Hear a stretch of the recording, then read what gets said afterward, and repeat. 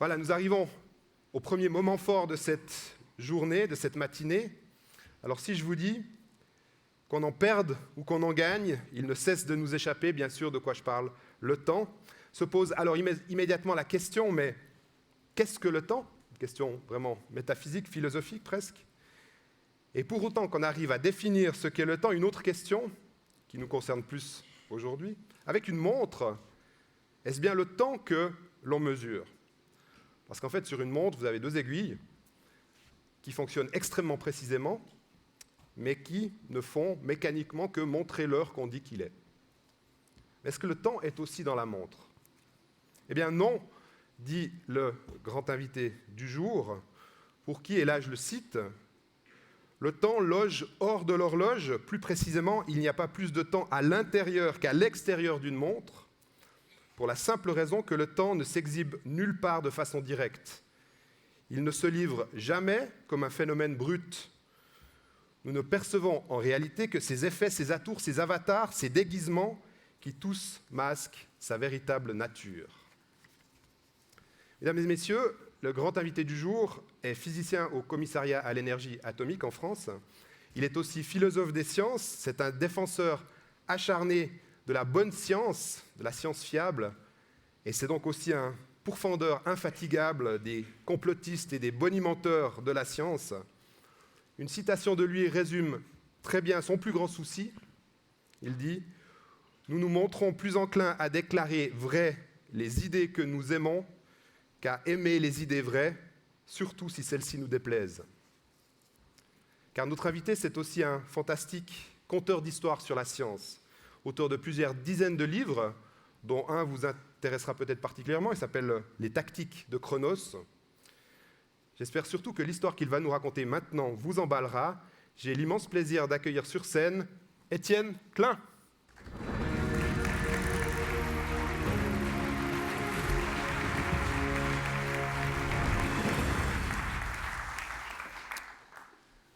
Bonjour à toutes et à tous. C'est un plaisir d'être avec vous et un honneur d'avoir été invité par les artistes du temps que vous êtes. Vous excuserez par avance, même dès maintenant, ma voix un peu enrouée, j'en suis désolé.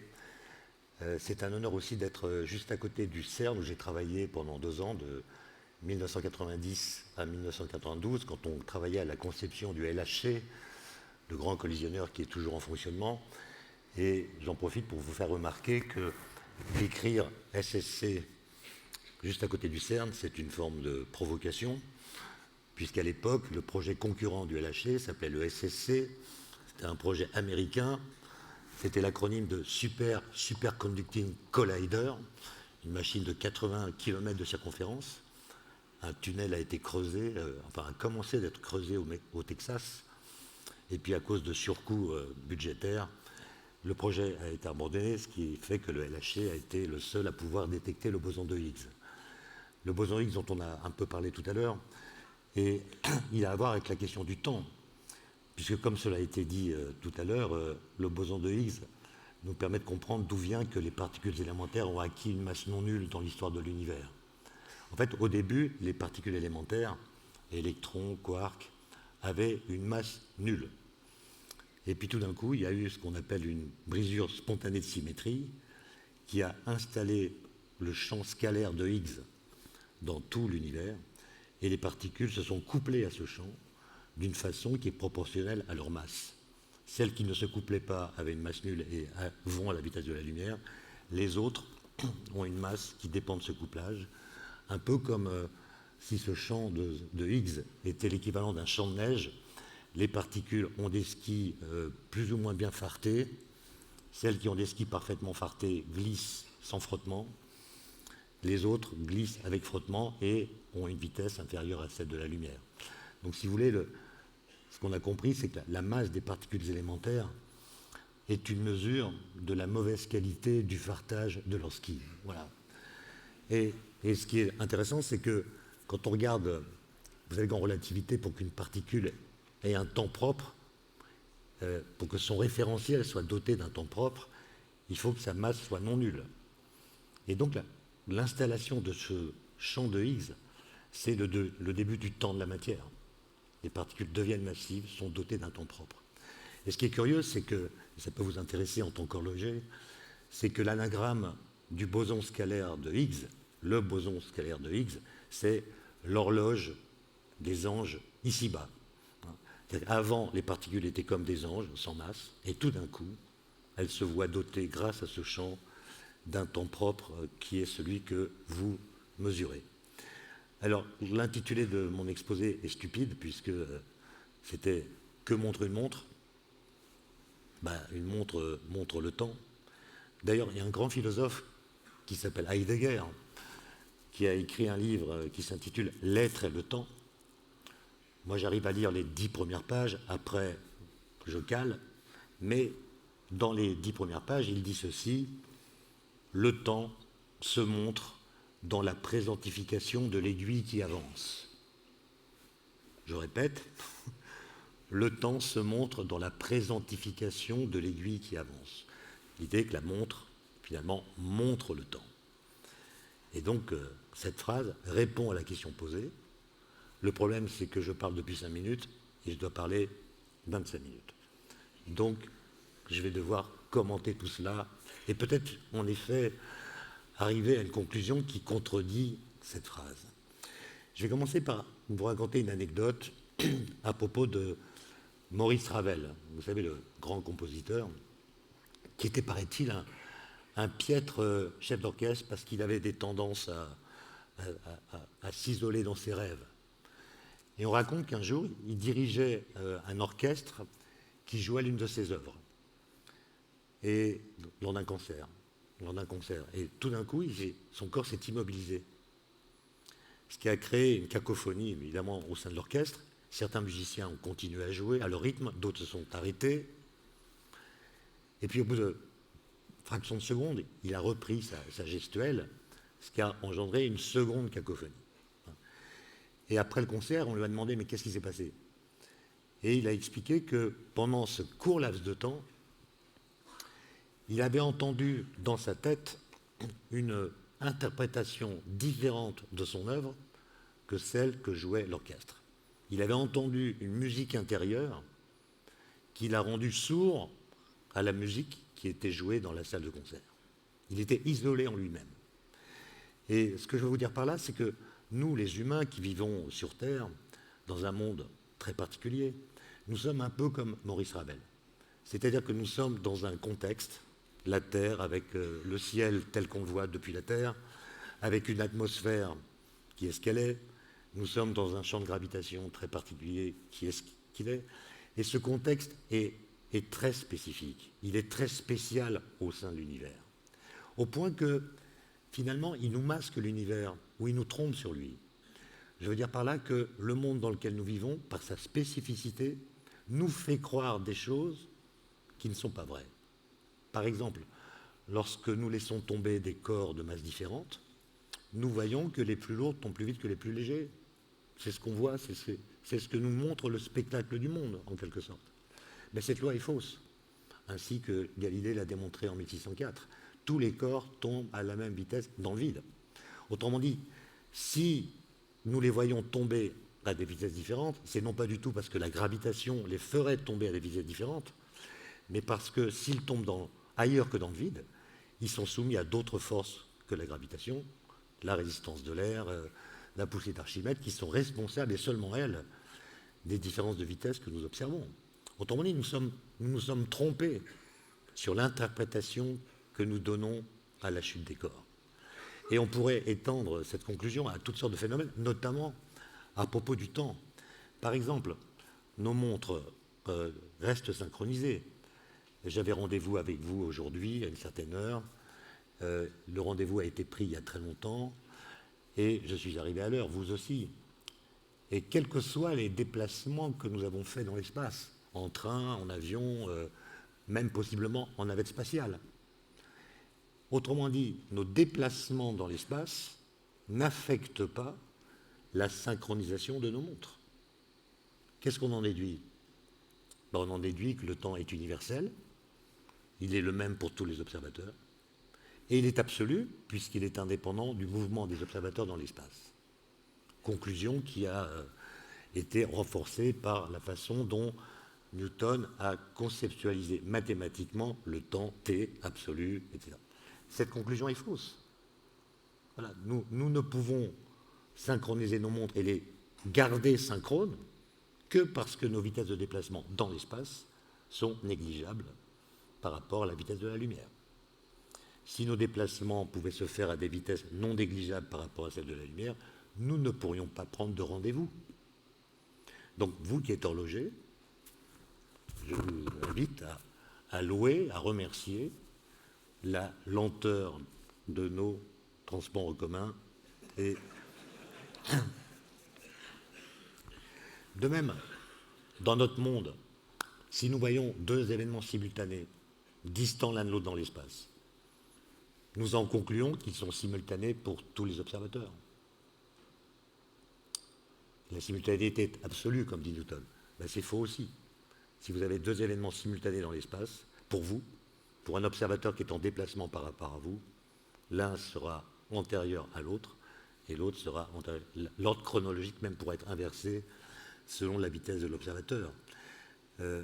Enfin, je terminerai là-dessus à propos de la relativité, puisqu'on est à côté du CERN. Dans notre monde, les notions d'objet et de mouvement sont complètement distinctes. Un objet, évidemment, peut être mis en mouvement, mais le mouvement en lui-même n'est pas un objet. C'est évident. En fait, cette conclusion qui s'impose dans notre monde est fausse dans l'infiniment petit. À deux pas d'ici, on fait des collisions de protons à haute énergie. On voit apparaître des centaines, voire des milliers de particules qui jaillissent du choc. La somme des masses de toutes ces particules est bien supérieure à la masse des deux particules incidentes. Donc la masse ne se conserve pas. Et ce qu'on observe, c'est que le mouvement des protons, le mouvement des particules incidentes, s'est transformé en objet, c'est-à-dire en autres particules de matière. Vous avez une situation invisible à notre échelle, par laquelle une propriété d'objet, la vitesse, l'énergie du mouvement, devient elle-même un objet. C'est aussi surprenant que si je vous disais que la hauteur de la tour Eiffel, qui est une propriété de la tour Eiffel, a pu engendrer l'Arc de Triomphe, par exemple. C'est des choses complètement étrangères à la façon dont le monde dans lequel nous sommes, qui n'est pas l'univers, je ne sais plus ce que j'ai dit, voilà. Enfin, vous voyez bien que dans notre monde, la séparation entre l'espace et le temps est parfaitement claire. L'espace se mesure avec une règle, un double décimètre. Les durées se mesurent avec des monstres, des horloges. Et cette distinction est parfaitement nette. Sauf que quand vous changez de référentiel, c'est ce qu'a montré Einstein, il y a une partie de ce que vous mesuriez avec un double décimètre qui se mesure maintenant avec une horloge, et une partie de ce que vous mesuriez avec une horloge qui se mesure maintenant avec un double décimètre. C'est pour cela qu'on dit que le temps est relatif. C'est la même chose pour l'espace, mais ce sont des choses qui sont complètement étrangères à la façon dont nous considérons dans nos vies le temps qui passe. Enfin, là, nous sommes les uns par rapport aux autres complètement immobiles dans l'espace, mais en réalité, c'est ce que dit la théorie de la relativité, nous sommes tous en train d'aller à la vitesse de la lumière dans l'espace-temps. Enfin, ce que dit la relativité, c'est que tout va tout le temps à la vitesse de la lumière dans l'espace-temps. L'espace-temps, ce n'est pas l'espace. Mais voilà, on est dans cette situation qu'on ne peut pas du tout déduire de notre expérience, évidemment, qui a été la déduction d'un travail théorique par lequel, par des expériences de pensée, Einstein a pu élaborer sa théorie de la relativité. Mais c'est quand même quelque chose qu'il faut avoir en tête. Par exemple, quand on fait la queue devant un magasin, en France, je crois que ça n'a pas été le cas en Suisse, mais en France, on a été confinés. Pendant le Covid, on avait 1 heure de sortie par jour autorisée. Il y avait des queues devant les magasins, des gens s'impatientaient. Je leur disais, ne vous impatientez pas, on est à fond dans l'espace-temps. Et j'ajoutais que, c'est ce que dit la relativité, quand vous vous déplacez dans l'espace, par rapport à quelqu'un qui, lui, ne se déplace pas, en fait, vous ralentissez la vitesse avec laquelle vous allez vers le futur. Voilà. Se déplacer dans l'espace, c'est ralentir la vitesse avec laquelle vous allez vers le futur. Et si vous retrouvez les gens qui sont restés immobiles, alors la différence d'âge entre eux et vous sera diminuée par la dynamique que vous avez dans l'espace. Maintenant, j'en viens au temps lui-même. Vous avez remarqué que dans le langage quotidien, le mot temps est quand même victime d'une polysémie fulgurante. C'est-à-dire qu'on l'utilise pour dire toutes sortes de choses qu'il ne peut pas être en même temps, si j'ose dire. Par exemple, on l'utilise pour dire la durée. Mais le temps, ce n'est pas la même chose que la durée. La durée, c'est une production du temps. Et on parle des durées comme si elles étaient l'analogue temporel des longueurs dans l'espace. D'ailleurs, quand vous intégrez, pour ceux qui font des calculs, quand vous intégrez sur le temps, vous intégrez sur dt, de même qu'on intègre sur dx quand on intègre dans l'espace.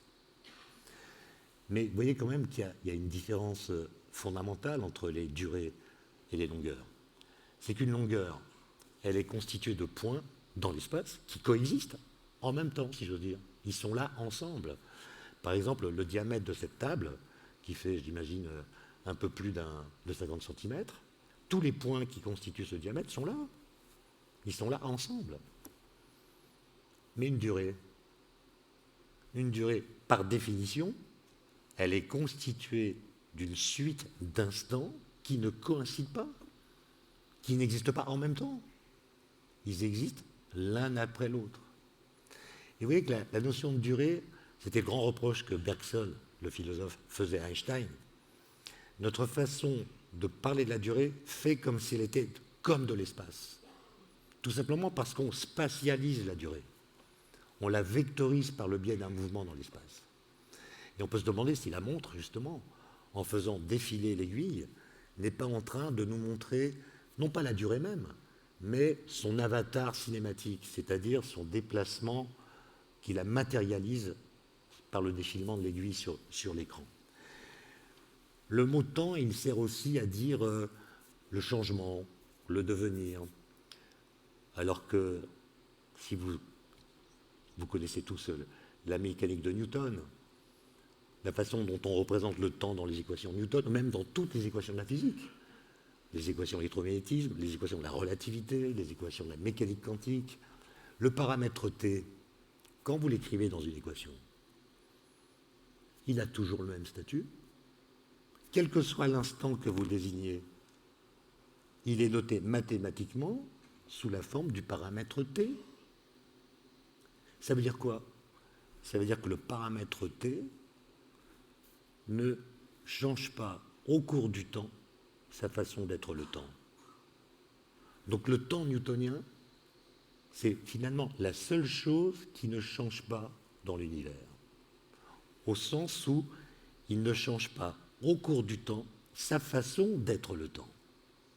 Ce qui change évidemment sont les instants, que ce temps-là renouvelle en permanence. D'accord ? Mais le temps est toujours le même et il ne dépend même pas des phénomènes. Quoi qu'il se passe dans le temps, dit Newton, ça n'affecte pas le temps. Or, dans nos façons de parler, vous avez remarqué qu'on n'hésite pas à attribuer au temps toutes sortes de qualificatifs. On parle du temps subjectif, du temps psychologique, du temps cosmologique, du temps physique, du temps géologique, etc., etc. Donc on parle du temps comme s'il y avait autant de sortes de temps différents qu'il y a de temporalités différentes. Et ça conduit à une certaine confusion, parce que si le temps a des habits d'Arlequin, c'est-à-dire si le temps ressemble à ce qui se passe dans le temps, c'est plus un concept. Il faut l'abandonner. Il faut parler de temporalité. Or vous, ce qui vous intéresse, ce n'est pas ce qui se passe dans le temps. Ce n'est pas l'emploi que nous faisons du temps, c'est le temps même. Et donc il faut arriver à pratiquer ce que Paul Valéry appelait un nettoyage de la situation verbale. C'est-à-dire, quand on parle du temps, quand on utilise le mot, parfois, pas toujours, ce serait épuisant, mais parfois de vérifier s'il n'y a pas un autre mot du langage qu'on pourrait utiliser à la place du mot temps qui dirait mieux ce qu'on a à dire. Par exemple, il y a des situations où ce n'est pas le mot temps qu'il faut utiliser, c'est le mot durée. D'autres, c'est changement. D'autres, c'est devenir, d'autres c'est vitesse, d'autres c'est accélération. D'ailleurs, j'ai organisé avec un collègue un colloque qui s'appelait Les autres noms du temps. On a invité pendant 10 jours des physiciens, des mathématiciens, des cosmologistes, des philosophes, des biologistes, une psychanalyste, des historiens. Et on leur a demandé de faire des exposés disant les mêmes choses que ce qu'ils disent d'habitude dans leurs conférences, mais ils devaient se dispenser, même s'interdire, d'utiliser le mot temps. Et il y avait un petit bocal avec 20 jetons au début de l'exposé de chacun, et à chaque fois que le mot temps était prononcé, on enlevait un jeton. Ils ont tous fini avec 0 jeton. Hein. C'est-à-dire que le mot temps est tellement présent dans le langage, il s'est tellement enquisté dans nos façons de dire, qu'il sort comme ça spontanément, même quand il désigne tout à fait autre chose que le temps. Par exemple, quand vous dites « je n'ai pas le temps », c'est une phrase étonnante. Elle sous-entend que la possession que vous avez du temps est intermittente. De temps en temps, pardon. D'ailleurs, de temps en temps, ça veut dire quoi, hein? De temps en temps, le temps est à vous, et à d'autres moments, il n'est plus à vous. C'est bizarre. La possession que vous avez de lui est alternative. Mais une enquête qui a été faite en Belgique montre que dans près de 80% des cas, quand quelqu'un dit « je n'ai pas le temps », il ment. Parce que dans cette phrase, le mot « temps » est synonyme de liberté. Quand je dis à quelqu'un « je n'ai pas le temps », ça veut dire en fait « mon ami, j'ai tout à fait le temps de faire autre chose que ce que tu me demandes ». Et donc c'est une façon d'imposer sa liberté en matière d'emploi du temps pour quelqu'un qui voudrait la limiter et la contraindre. Autre chose, par exemple, tous les jours on entend dire que le temps s'accélère, au motif que nos emplois du temps se densifient, que les rythmes de la production augmentent, bref, au motif que ce qui se passe dans le temps s'accélère, nous disons, par une sorte de raccourci, que le temps lui-même s'accélère. Mais c'est une phrase absurde. Vous savez bien que pour avoir une accélération, il faut déjà avoir une vitesse, puisque l'accélération, c'est la variation dans le temps de la vitesse. Mais une vitesse, c'est une dérivée par rapport au temps. Donc c'est quoi la vitesse du temps? Dire que le temps a une vitesse, ça sous-entend que le rythme d'écoulement du temps, le cours du temps, changerait son rythme par rapport à lui-même. Le cours du temps se décalerait du cours du temps. Ça n'a pas de sens. Ou alors, vraiment, si vous voulez trouver un sens à cette expression, vous pourriez dire le temps est cette chose qui avance de 24 heures, toutes les 24 heures, et vous serez bien avancé. D'accord? Vous voyez, c'est encore un des signes que nous confondons le temps avec les phénomènes temporels. Et ça parasite notre langage, parce que notre langage, finalement, il n'évolue pas à mesure que nos connaissances sur les choses dont nous parlons se modifient. Faites une expérience, vous qui êtes horloger, je vous invite, si vous ne l'avez pas déjà fait, à lire un livre qui a été écrit au IVe siècle après Jésus-Christ par saint Augustin. Ce livre s'appelle Les Confessions. Et dans ce livre, il y a un chapitre qui s'intitule « Le temps ». Magnifique chapitre, extraordinaire même, traduit en français dans toutes les langues. C'est un chapitre qui fait une 20aine de pages. Et si vous le lisez, vous allez comprendre tout ce que raconte saint Augustin. Ce qui est quand même étonnant, parce que entre lui et nous, 16 siècles se sont écoulés. 16 siècles durant lesquels, à différentes périodes, des gens comme Galilée, Newton, Boltzmann, Einstein, Dirac avec l'antimatière, ont complètement changé notre façon de comprendre le temps, sa relation à l'espace, éventuellement sa relation à l'énergie. Et si notre langage avait pris acte de ces connaissances, il aurait été tellement transformé par rapport à la façon de parler du temps du IVe siècle après Jésus-Christ que nous ne pourrions pas comprendre ce que dit saint Augustin. En fait, si nous comprenons ce que dit saint Augustin, c'est tout simplement parce que nous parlons aujourd'hui comme lui. Ou plutôt, lui parlait déjà comme nous. Ça veut dire que notre langage n'a nullement été affecté par les différentes découvertes qui ont été faites depuis. Alors, je ne dis pas qu'il faut installer une police de la pensée, évidemment. Chacun parle comme il veut. Mais ce que je remarque, c'est que le sens qu'on donne au mot temps dans les différentes phrases dans lesquelles on l'insère peut être contradictoire avec celui qu'on trouve dans d'autres phrases. Et donc, c'est une grande remarque de Paul Valéry qui disait nous nous comprenons tous quand nous parlons du temps parce que, disait-il, nous parlons vite. C'est parce que nous parlons vite que nous nous comprenons. Et d'ailleurs, si vous notez sur un petit bout de papier toutes les phrases que vous allez entendre dans la journée qui contiennent le mot temps, et à la fin de la journée, vous essayez de voir quelle est l'intersection de sens entre ces différents usages du mot temps, vous allez voir que l'intersection est vide. D'accord ? En fait, c'est le contexte dans lequel on met le mot temps qui donne son sens au mot. Si je dis le temps passe trop vite, vous comprenez ce que je veux dire. Si je dis le temps s'accélère, vous comprenez aussi. Si vous dites je n'ai pas le temps, comme je l'ai dit, vous comprenez ce que je veux dire. Mais, dit Valéry, si vous extrayez le mot temps du flux verbal dans lequel vous l'aviez inséré et qui a donné son sens à ce mot, vous prenez simplement le substantif, vous le sortez. Et vous dites, c'est quoi ça? Et là, ça devient un mystère. Le temps, c'est quoi? Vous le désignez par un substantif. Est-ce que ça veut dire qu'il y a une substance qui lui est associée? Est-ce que c'est une entité physique? Est-ce que c'est un fluide? Est-ce que c'est quelque chose qui dépend de la conscience? Est-ce que c'est un mot qui a une histoire culturelle? Et c'est là que les débats commencent.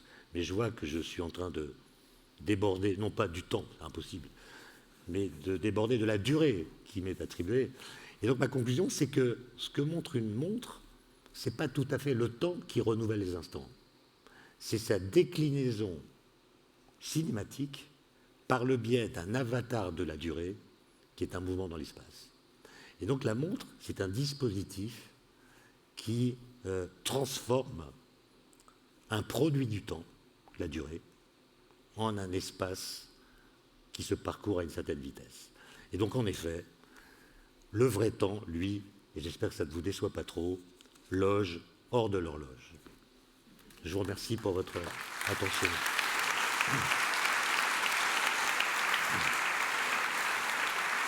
Un petit peu de ménage. Quand vous voit bien, et puis on fonce tellement dans l'espace-temps qu'en fait on est en avance sur l'horaire. Donc, très bien. Mais ça nous donne plus de temps pour les questions. Plus de durée. Pardon. Plus de durée pour les questions-réponses que je vous invite donc, j'en ai déjà plusieurs, mais que je vous invite donc à poser à travers Slido. J'ai oublié de préciser que c'était, et aussi pour le reste de la journée, ces questions sont anonymes, donc je n'ai pas le nom de la personne qui les pose. Je vais me permettre de les grouper quand je peux, parce qu'il y en a qui se ressemblent. La première, c'était en fait, est-ce qu'on est tous égaux face au temps?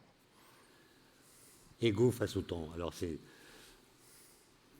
Et la deuxième, c'est effectivement quel rôle joue le temps dans la construction de notre identité personnelle, et collective. Ces deux questions-là. L'expression face au temps est intéressante. Ça veut dire qu'elle sous-entend que par rapport au temps, on a un rapport d'extériorité. Il y a nous, puis il y a le temps.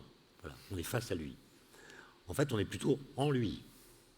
C'est-à-dire que moi, je pense... Il n'y a pas de définition du temps, comme vous savez, parce qu'à chaque fois qu'on tente de le définir, on le rapporte à lui-même, on le présuppose dans la façon de le définir. Mais quand même, on pourrait dire, et ça renvoie au concept de causalité qui est très puissant en physique, c'est que le temps, c'est cette chose de nature inconnue dans laquelle on ne peut pas voyager. Voilà. On ne peut pas modifier la position qu'on a dans le cours du temps. Et donc on pourrait dire que le temps, c'est une sorte de prison à roulettes, on est emprisonné dans le temps, et le cours du temps nous emmène. Donc voilà, il y a une dynamique, en même temps qu'il y a quelque chose d'immobile. On est immobile dans le cours du temps, c'est lui qui nous transporte. Voilà. Et ça, c'est quelque chose qui est difficile à concevoir. Et je pense que la bonne réponse à la question est de savoir comment vous organisez votre emploi du temps. Voilà, il y a des gens qui sont plus ou moins libres de gérer leur emploi de la durée, en fait. Qu'est-ce qu'ils font de leur journée? Est-ce qu'ils sont pressés? Est-ce qu'ils sont harcelés par des tâches qu'ils n'arrivent pas à enchaîner? Vous voyez bien que être pressé, c'est pas la même chose qu'avoir hâte. Voilà. Être pressé, ça veut dire que vous êtes poussé par quelque chose. Vous devez faire quelque chose et il y a une pression qui vous pousse à aller vite. Et ça peut être très désagréable. Ça peut être agréable aussi, on peut se sentir exister plus quand on est dans l'urgence. Mais la pression associée au fait d'être pressé peut être corrosive et aboutir, on le sait, à ce qu'on appelle le burn-out. Alors qu'avoir hâte, c'est autre chose. Avoir hâte, ça veut dire qu'on n'est pas poussé par quelque chose qui nous presse, mais on est attiré par quelque chose qu'on attend. D'accord? Et en fait, on se hâte quand on a hâte. Et donc la hâte, c'est quelque chose de positif. On a hâte d'être à un certain rendez-vous qu'on attend de façon avec l'idée qu'il sera agréable, etc. Donc c'est des choses différentes. Maintenant, moi je ne suis pas un guide de bien-être, hein. Je ne peux pas vous expliquer comment vous devez faire pour être bien dans votre vie. Maintenant, la question de l'identité, alors là, elle est vraiment profonde. Qu'est-ce qui fait notre identité? Qu'est-ce qui fait que quand vous voyez une photo de vous, enfant, vous dites « c'est moi ». Vous dites « c'est moi ». Vous ne dites pas « c'était moi ».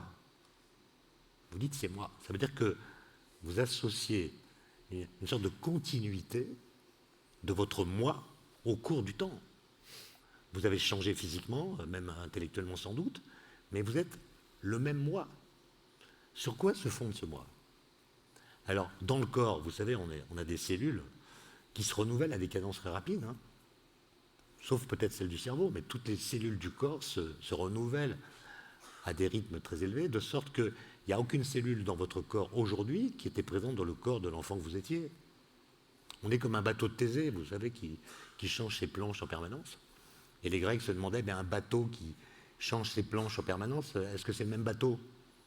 Et ça avait créé des discussions incroyables chez les sophistes d'Athènes.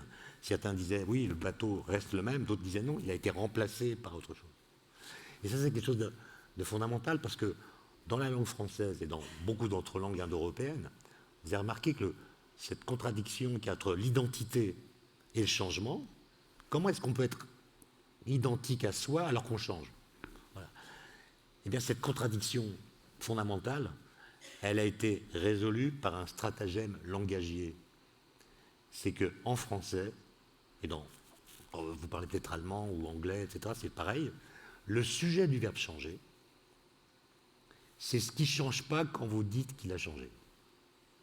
Par exemple, si je dis « Monsieur Machin a changé », à la fin du changement qui concerne Monsieur Machin, j'ai toujours affaire à Monsieur Machin. Il n'a pas été remplacé. Donc quand je dis que X a changé, à la fin, j'ai toujours X et pas Y. X n'a pas été remplacé. Donc le sujet du verbe changer, c'est ce qui n'a pas changé quand on dit qu'il a changé. Ce qui a changé, c'est par exemple le tour de taille, la coupe de cheveux, que sais-je, mais ce n'est pas la personne. D'accord?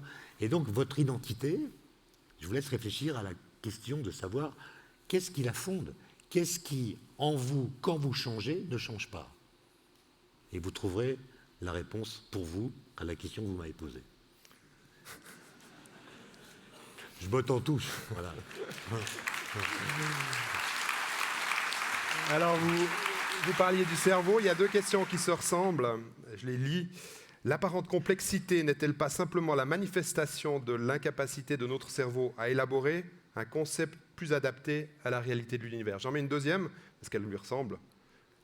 Les ouistiti, les oiseaux, les éléphants, en fait, ont-ils aussi un concept du temps? Est-ce que pour eux, le temps existe tel que nous, on le définit, tel qu'on l'a discuté? Donc vous me demandez de parler comme si j'étais un ouistiti, en fait, c'est ça. Si vous permettez, je ne sais pas. Il y a des animaux, moi je ne suis pas spécialisé, mais il y a des animaux qui ont une conscience de la mort, notamment les éléphants. Les autres, je ne sais pas, il y a des sortes de rites funéraires chez les éléphants. Je ne crois pas qu'ils existent dans toutes les espèces. Et donc je ne suis pas sûr que les animaux aient tous une conscience de la mort. Je ne suis pas sûr que quand ils voient l'un de leurs semblables mourir, ils projettent sur eux-mêmes le fait qu'eux-mêmes vont devoir mourir. Mais sur le cerveau, là, la question est passionnante parce que notre cerveau, il s'est en fait adapté au monde dans lequel nous sommes. Et donc, il comprend des choses. Il fait parfois des déductions fausses. Il y a des biais cognitifs. J'ai parlé de la chute des corps. Notre cerveau se trompe. Mais le cerveau, il a aussi la capacité de se contredire. C'est-à-dire d'échapper aux tendances naturelles qu'il peut avoir. Et les gens qui ont fondé la physique moderne, j'ai parlé de Galilée, on pourrait parler d'Einstein évidemment, sont des gens qui ont utilisé leur cerveau pour faire ce qu'on appelle des expériences de pensée. Il y a des expériences avec le cerveau, pas en laboratoire, avec le cerveau, en posant des questions du type « qu'est-ce qui se passerait si ?» Et donc on sort du monde dans lequel nous sommes pour faire pour réfléchir à ce qu'impliquerait telle ou telle loi physique si notre corps était déplacé ailleurs où les conditions physiques sont différentes. Par exemple, Galilée dit « qu'est-ce qui se passerait si je faisais tomber une grosse pierre en même temps qu'une petite pierre que j'aurais attachée à la première avec une ficelle ?» Qu'est-ce qui va se passer? Il ne fait pas l'expérience, il réfléchit. Il dit, Aristote dit que les corps tombent d'autant plus vite qu'ils sont plus massifs. Donc ce système formé de deux pierres est plus lourd que la grosse pierre. Donc il va tomber plus vite que la grosse pierre toute seule. Oui, mais pendant la chute, la petite pierre qui tombe moins vite va tendre la corde et faire parachute. Et donc elle va freiner la chute de la grosse pierre. Du coup, l'ensemble va tomber moins vite que la grosse pierre toute seule. Comment résoudre la contradiction? En disant que la grosse pierre tombe exactement à la même vitesse que la petite pierre. Ce qui n'est pas ce que nous voyons. La première loi physique, c'est ça. C'est une loi qui contredit l'observation. Un peu plus tard, vous le savez, Einstein va se demander qu'est-ce que ressentirait mon corps s'il tombait en chute libre? Tomber en chute libre, ça veut dire tomber dans le vide. Quand vous tombez dans le vide, la seule force qui s'applique à votre corps, c'est votre poids. Mais si je prends cet objet dans ma main, en même temps que je tombe dans le vide, je le lâche. Il n'a pas la même masse que moi. Mais Galilée a montré que dans le vide, tous les objets tombent à la même vitesse. Donc ce que comprend Einstein, c'est que cet objet qui tombe avec moi tombe à la même vitesse que moi, ce qui veut dire que par rapport à moi, il ne tombe plus. Il va léviter, il va flotter autour de moi, de sorte que pour moi, la gravitation aura disparu, alors même que c'est elle qui me fait tomber. 1907. Et cette simple idée qui va mener Einstein à la relativité générale, qui est une nouvelle théorie de la gravitation. Ce qu'il comprend, c'est que ce qu'on appelle l'impesanteur, ce n'est pas l'absence de pesanteur, c'est l'absence de ressenti de la pesanteur. Pour sentir qu'on a un poids, il faut que notre corps subisse une autre force que le poids. Par exemple, nous sommes tous assis, et c'est la réaction à notre poids de la chaise qui nous fait sentir que nous avons un poids. Mais si cette force n'existait pas, nous ne sentirions pas que nous avons un poids. Donc le cerveau, il est capable miraculeusement, de s'extraire de ce qu'indiquent les conditions dans lesquelles nous vivons pour comprendre des lois universelles qui ensuite permettent de comprendre pourquoi les choses que nous voyons dans le monde semblent contradictoires avec les lois physiques. Je ne sais pas quand est-ce qu'on apprend le principe d'inertie en Suisse, mais en France, on l'apprend en classe de seconde. Moi, j'avais 12 ou 13 ans, je crois. J'entends ma professeure de physique nous expliquer le principe d'inertie de Galilée. Un corps qui n'est soumis à aucune force, à un mouvement rectiligne et uniforme. Galilée. Moi, à l'époque, j'allais au lycée à vélo, et j'avais compris que quand je cesse de pédaler, mon vélo s'arrête. Donc l'immobilité, elle est contagieuse. Quand je m'arrête, le vélo s'arrête. Et Galilée vient me dire, non, tu arrêtes de pédaler, ton vélo continue en ligne droite à vitesse constante. Il y a une force, elle frotte. Voilà, c'est lui qui l'a compris. Autrement dit, le principe d'inertie contredit l'observation, ou en tout cas oblige à la réinterpréter. en disant il y a des frottements, etc. Vous faites une belle hyperbole pour répondre à la question toute simple sur les oiseaux, qui était en fait aussi, est-ce que le temps est un concept éminemment humain? Alors, le temps est un mot qui n'existe pas dans toutes les langues. D'accord ? Par exemple, les Chinois n'ont pas le mot temps, ils l'ont importé. Eux, ils raisonnent en termes de processus. Voilà, il y a des processus. Il y a des choses qui adviennent, qui changent, etc. Mais il n'y a pas un temps uniforme auprès duquel on puisse rapporter la suite des événements. Donc on pourrait dire qu'il est culturel. Mais il me semble que la physique, elle impose l'idée d'un temps de nature mystérieuse par le biais de la causalité. C'est-à-dire que, en fait, ce qu'impose la physique, c'est l'impossibilité de voyager dans son temps propre. Donc le temps s'impose de façon négative, si vous voulez.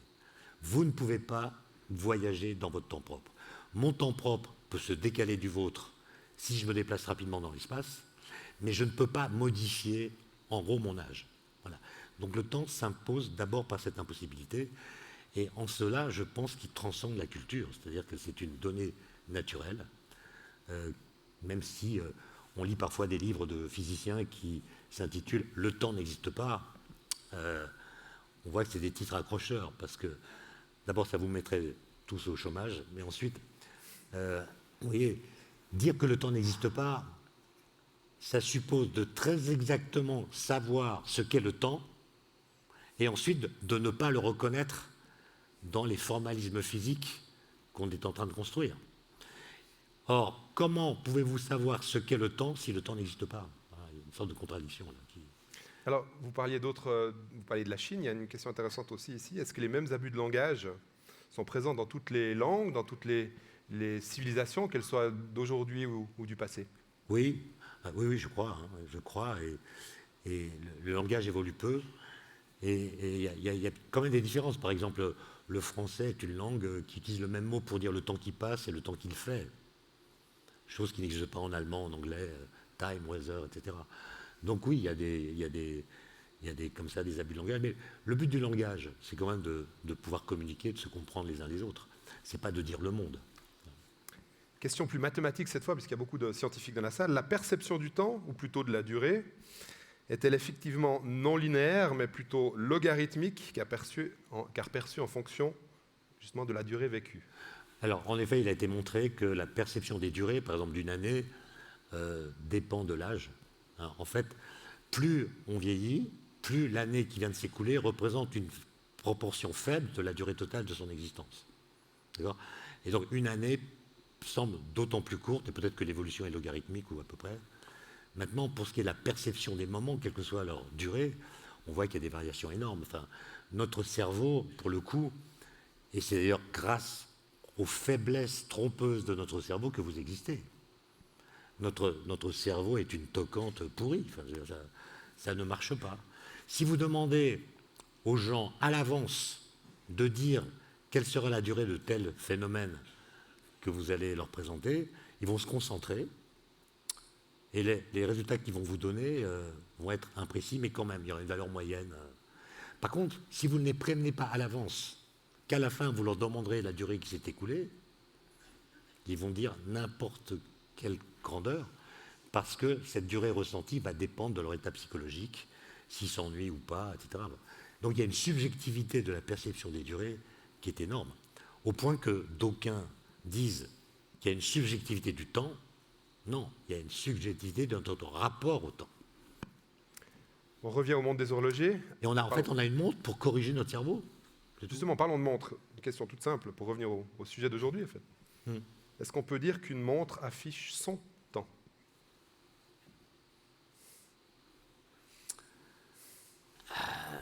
Je crois pas, non. En fait, elle affiche le temps du monde, qui n'est pas le temps de l'univers. Et si chaque montre avait son temps propre, alors on ne pourrait pas les synchroniser. Enfin, je veux dire, heureusement que toutes les montres affichent le même temps, entre guillemets. C'est ce qui fait leur valeur. Si le temps était personnalisé, vous imaginez quelle serait l'inefficacité et le ratage complet de nos rendez-vous. Parlez-nous du voyage dans le temps. C'est un concept qu'on a tous entendu dans les films, dans la littérature. Eh ben, le principe de causalité en physique dit qu'on ne peut pas voyager dans le temps. C'est-à-dire que, d'abord, regardez, imaginez qu'on puisse retourner dans le passé ou bien aller dans le futur. Le seul fait de dire ça, ça suppose que le futur existe déjà quelque part ailleurs que là où nous sommes. Mais alors que nous sommes dans le présent, le futur existe. Il nous attend. Mais est-ce que c'est vrai, ça? Autrement dit, quand vous tracez l'axe des temps, on met un segment de droite sur lequel on met une flèche. Cette flèche, je n'ai pas le temps d'en parler, ce n'est pas la flèche du temps, qui est autre chose, qui est l'irréversibilité des phénomènes. Cette flèche, elle indique l'irréversibilité du temps. Elle dit, vous devez suivre le cours du temps. Vous ne pouvez pas choisir l'instant où vous êtes, et une fois que vous êtes embarqué dans ce flux, vous ne pouvez plus y modifier votre position. Vous voyez que le voyage dans le passé, en supposant que le passé existe encore quelque part ailleurs que là où nous sommes, ce que certains exégètes de la théorie de la relativité croient, il y a une théorie qui s'appelle la théorie de l'univers bloc, qui dit, finalement, l'espace-temps existe de toute éternité, et tous les éléments du passé y sont encore présents. Les éléments présents sont ceux qui se déroulent là où nous sommes, et les éléments du futur existent déjà, et ils attendent qu'on arrive. Autrement dit, dans cette conception, l'espace-temps, c'est comme l'espace. Nous sommes à Genève, et c'est notre présence qui fait que Genève est une ville particulière, mais en même temps que nous sommes à Genève, Berne, Zurich, Paris existent autant que Genève. Et quand nous prenons le train, nous disons le paysage défile. Mais non, le paysage ne défile pas. Le paysage, il est statique. C'est le voyage, c'est plutôt le déplacement, le mouvement du train dans lequel nous sommes qui crée l'impression que nous avons que le paysage défile. Donc nous sommes le moteur, notre mouvement est le moteur du défilement du paysage. Ben, l'univers bloc, c'est ça, c'est de dire, finalement, on a l'impression que le temps passe parce que nous parcourons notre ligne d'univers dans l'espace-temps. Et c'est notre déplacement dans l'espace-temps qui crée l'impression que nous avons que les éléments se succèdent. En fait, ils sont tous déjà là. Par exemple, la migraine que j'avais hier, elle est toujours là dans l'espace-temps, mais elle est ailleurs que là où je suis. Donc elle me fait plus mal. Mais les voyages dans le temps, il ne faut pas y compter. Voilà. Vous pouvez juste désynchroniser votre temps par rapport à quelqu'un d'autre. Donc vous pouvez voyager dans le temps de quelqu'un d'autre. Ça, c'est les jumeaux de Langevin. Mais vous ne pouvez pas voyager dans votre temps à vous. Voilà, on va devoir conclure là-dessus. Merci beaucoup encore, Étienne Klein. Profitez de sa présence, il est là toute la journée. Des pauses. Merci beaucoup. Merci. Un petit souvenir pour vous aussi, pour le souvenir de la journée. Merci encore.